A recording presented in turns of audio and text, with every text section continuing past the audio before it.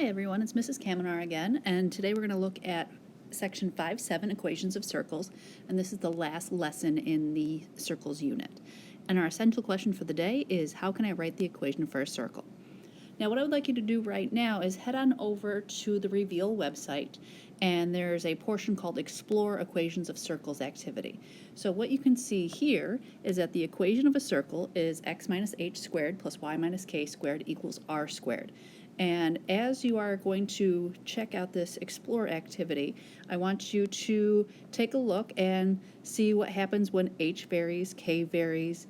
Can you name the center of the circle just looking at its equation? As r varies, what do you notice? And can you write the equation for a circle that's centered at 5, -4 with a radius of 7? So head on over to the Reveal website. You should see something that looks like this, and you can tap on the sliders to see things change. So what I'd like you to do right now is please pause the video and play around and see if you can notice what's happening.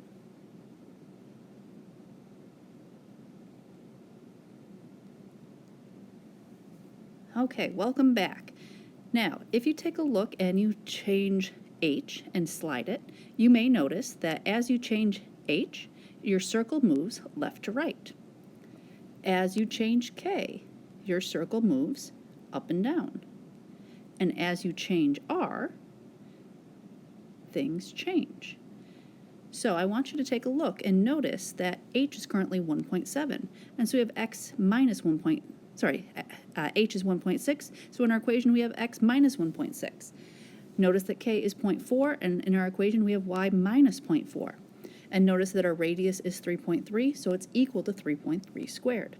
So you'll notice that h, the value of h, decides where things are located horizontally, k decides where things are located vertically, and r indicates the size of your circle with your radius. So let's take a look at our notes. Let's try that last question. It says, if a circle is centered at 5, -4 and has a radius of 7, what's the equation of the circle? Well, if we look at the general equation, it's x minus h squared plus y minus k squared equals r squared. So, looking at the equation, we said h was what changed our circle horizontally, so I'm going to plug in 5 for h. K is what changed our circle vertically, so I'm going to plug in -4 for k. And r was our radius, the size of our circle. So if we wanted to write the equation for our circle, it would be x minus h squared, or x minus 5 squared, plus y minus k squared. So y minus -4 squared, minus a negative, remember, changes to plus a positive, equals 7 squared. And typically we would expand that out to say x minus 5 squared plus y plus 4 squared equals 49 as our final equation. All of this is based on the Pythagorean theorem. Remember, Pythagorean theorem works with right triangles, and a squared plus b squared equals c squared. So we can plug in different values, like x and y being equal to our radius squared. So that would be like our circle centered on the origin. Now, if our circle moves, we need to adjust our x and y coordinate, and that's with our h and k.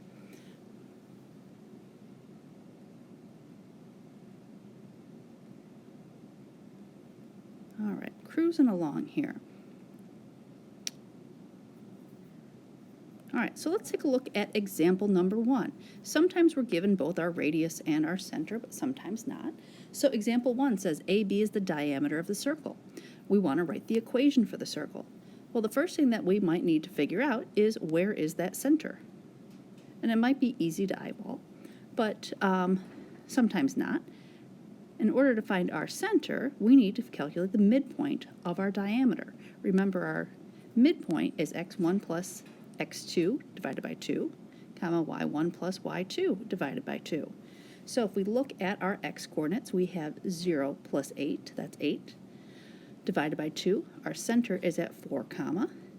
Now we'll look at our y-coordinates, -1 plus -1, that's -2, divided by 2, that's -1. So our center, or HK, is located at 4, negative 1. Now to figure out our radius, we want to figure out, one way to do this is to figure out the distance between our center and a point on the edge of our circle. Seems easy to count across, so from A to my center, I go over 1, 2, 3, 4 units, so my radius is 4. If I'm going to plug into my equation, x minus h squared plus y minus k squared equals r squared, I'll plug in x minus 4 squared plus y minus negative 1 squared equals 4 squared. And we'll simplify to x minus 4 squared. Remember that minus and negative changes to plus a positive, so y plus 1 squared equals 16 as the standard form for our equation. All right, cruising ahead. Now we want to write the equation for a circle with a radius of 8 and a center at negative 9, negative 10.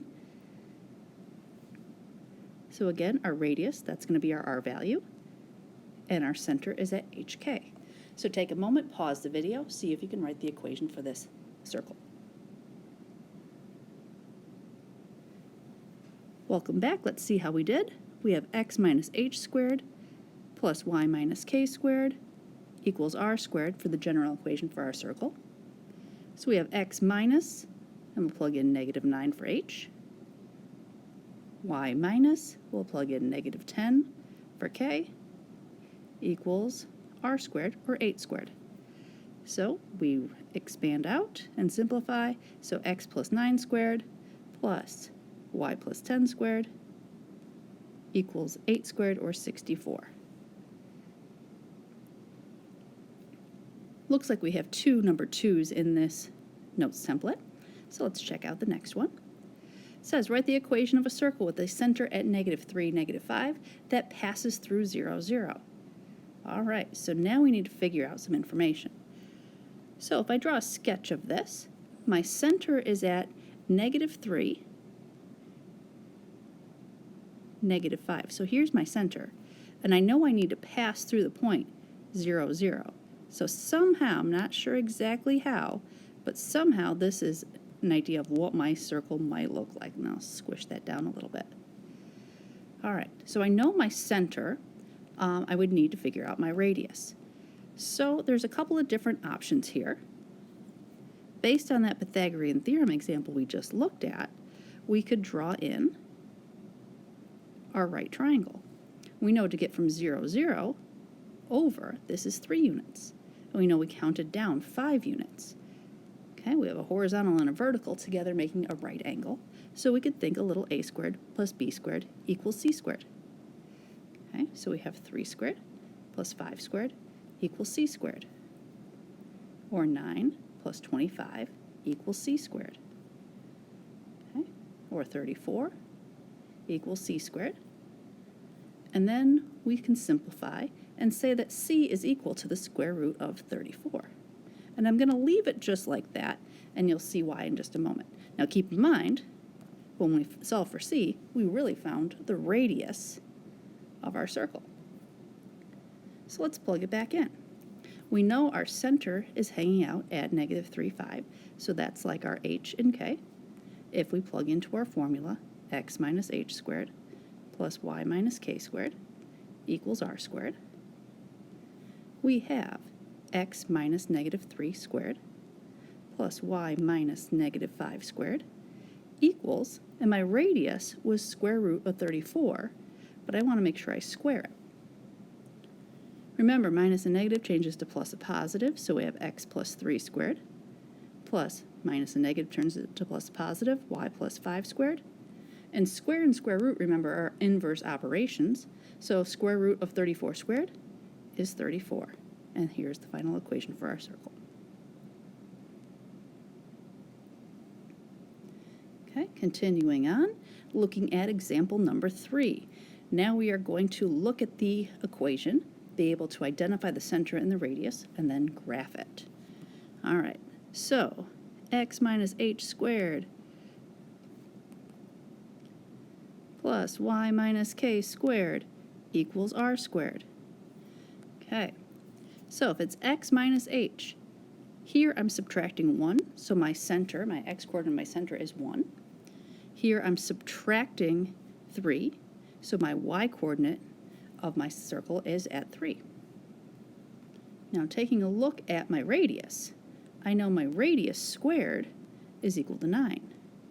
So if I square root it, my radius is 3 units. So now when it comes time to graph this, one method would be to start by graphing the point 1, 3. Okay, so there's my center. And now I need to count out 3 units in each direction. So I'll go to the right, above, left, and down.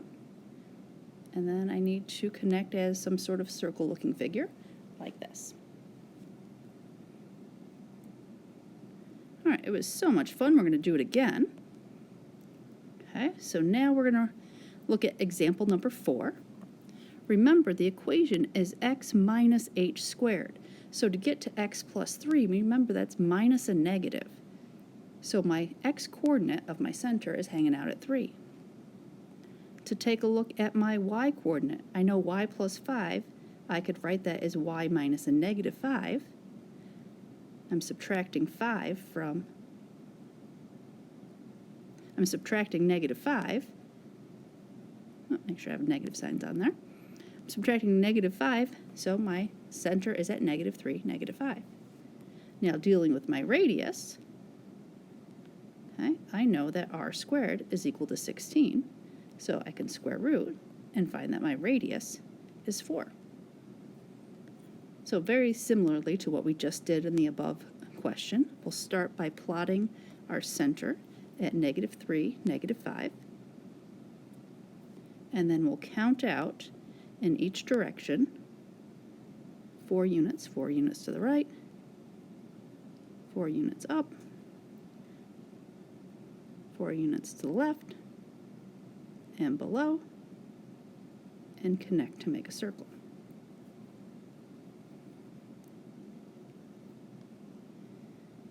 Okay. You'll notice here with this next one, so we're going to do the same thing. We're going to identify our center and our radius and graph it. But you'll notice here this one looks a little different. So we need to figure out, probably the trickiest thing to figure out is our center. So x minus what still gives us x squared. So x minus 0 is the same thing as x, so the x-coordinate of my center is hanging out at 0. Then I take a look at the y-coordinate, and it's y minus something squared to get y squared, and it's y minus 0. So my center must be hanging out at 0, 0. Okay, so 4 is my radius squared. If I square root both sides, my radius is 2. So last but not least, I'm going to plot my center at 0, 0. My radius is 2, so we'll count 2 units in each direction and connect as a circle.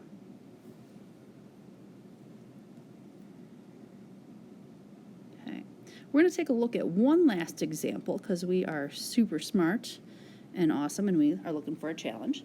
So example number 6 shows us an equation, but it looks nothing like our circle equation form we've been dealing with so far. So let's see if we can rearrange it and get it to look like our standard form for the equation, or look like our equation of a circle. Remember the form is x minus h squared plus y minus k squared equals r squared. Okay, so let's deal with our x stuff first. So I'm going to kind of throw it together. I'm going to put my x squared minus 6x. I'm going to have that hang out here. Then I'll take a look at my y stuff. Okay, my y stuff will come next. There's a y squared and there's an 8. So gather that junk together, throw it in a parenthesis. Okay, I know on the right-hand side of my equation I have to have a number. So right now I have a negative 1 on the left, so if I add 1 to both sides, I can have it equal a number. So what I need to do next is to rewrite it so it's x minus h squared. So I need to rewrite this as what's known as a perfect square trinomial. And the way to do that is to take a look at what's hanging out on your x term. And currently on the x term is a negative 6. I'm going to divide that by 2 and square it. which gives me -3 squared, or 9. And I'm going to go ahead and add 9 here. I'll show you why I did that in just a second. But I can't just randomly add 9 to the left side of my equation, so I better add it on the right side as well. Now my equation's balanced. All right, so now I'm going to try to do this similar thing with my y term. So I'm going to take what's hanging out attached to my y, which is 8. I'm going to divide it by 2 and square it, which gives me 4 squared, or 16.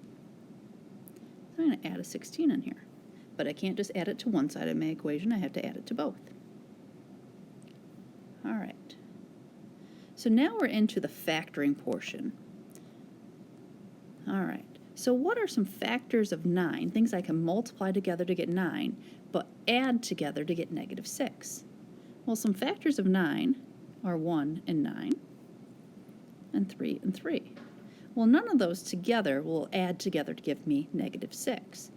But I could do a -1 and -9, or I could do a -3 and -3.